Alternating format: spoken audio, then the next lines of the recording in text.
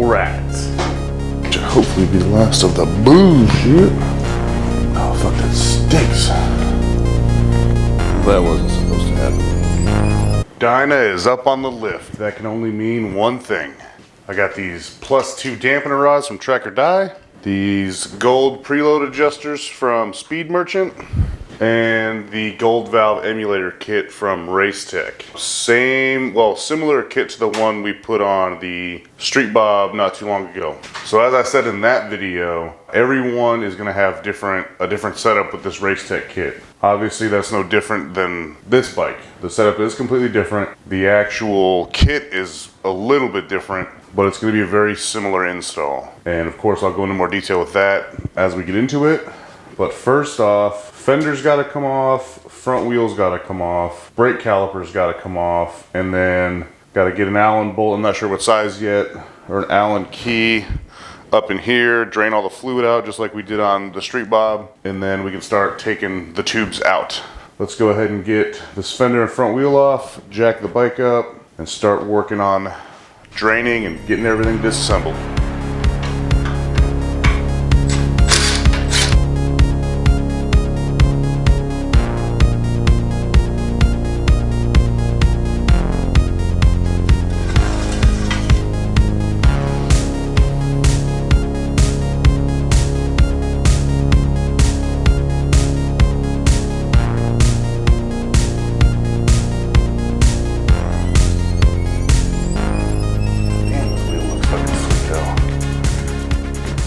Okay, so wheel and tire, fender, axle, all out, set aside. Don't need it until we're putting this thing back together. So, little trick.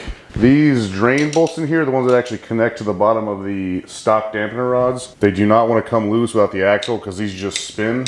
So we take a screwdriver, stick it through where your fender goes through, either hold it or turn it away from the direction you're turning, you know, lefty loosey, so you're going to go right with this. It'll actually give you a lot of leverage. You can just crack that bitch right off. So, little trick for you, especially if you're doing this alone.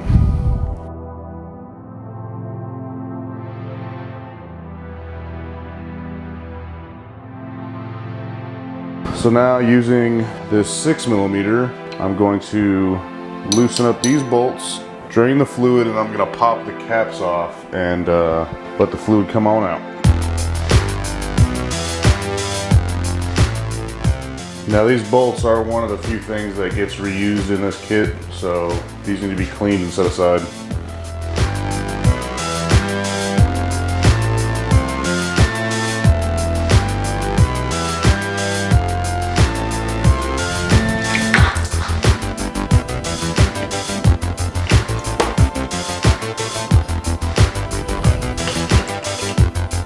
That wasn't supposed to happen.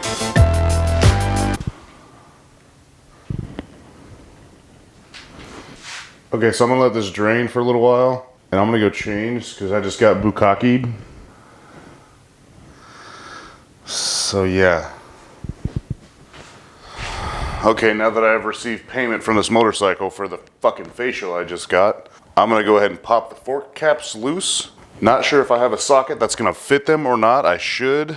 I rebuilt these forks not like 2 years ago or something, so I should have one still lying around. If not, I'm just gonna get a crescent wrench and pop them off. Like I said, I have the preload adjusters, so I'm not too worried about marring them or anything. And I do have a socket that fits these. These are quite a bit smaller. These are only 1 inch, and I think these are close to 1.5 inches as far as the size of the socket goes. That'll work. Is this still fun?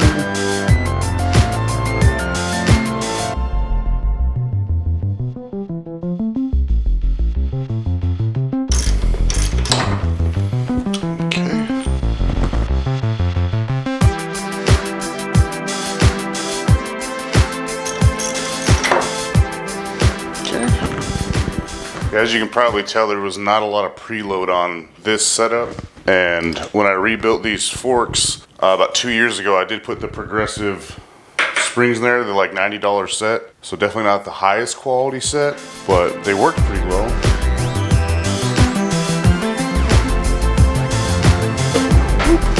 There we go, that's one side out.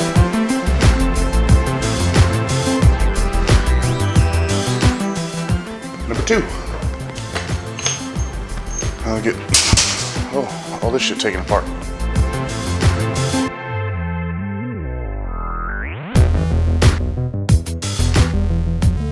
So this is basically what the difference between these two is going to be now.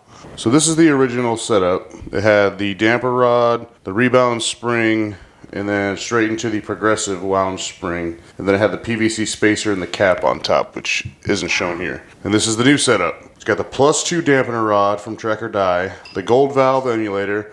This one does not require the spacer. I will have to reuse this part and the spring. The emulator goes there. Spring on top, actually washer, then spring, and then it's going to be the PVC preload, and then the preload adjuster at the top. So that's going to be the gist of it. Now, I still need to drill the 2 extra holes in these rods. I purposely did not have Trackerdie do it, so I could do it, so I could record it and show you how it's done. But basically, you're just going to drill a hole at a certain distance. I'm sure I'll put the graph up here somewhere, but on this side straight through, so you have 2 extra holes for a total of 6 instead of 4. So next up is going to be drilling out these holes, and then I should be ready to begin assembly on everything.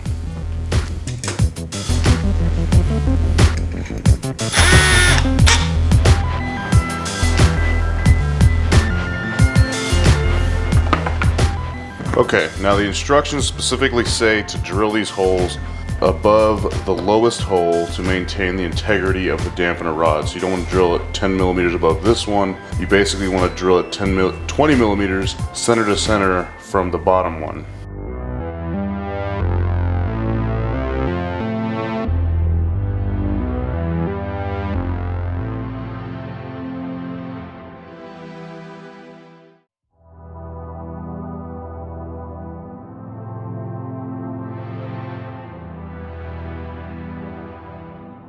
So these are done, all 6 holes in. Now if you are using the stock damper rods, which you totally can, you just need to make sure these are drilled out to at least 1/4 inch, and then of course you have to add the other ones as well. So there you go.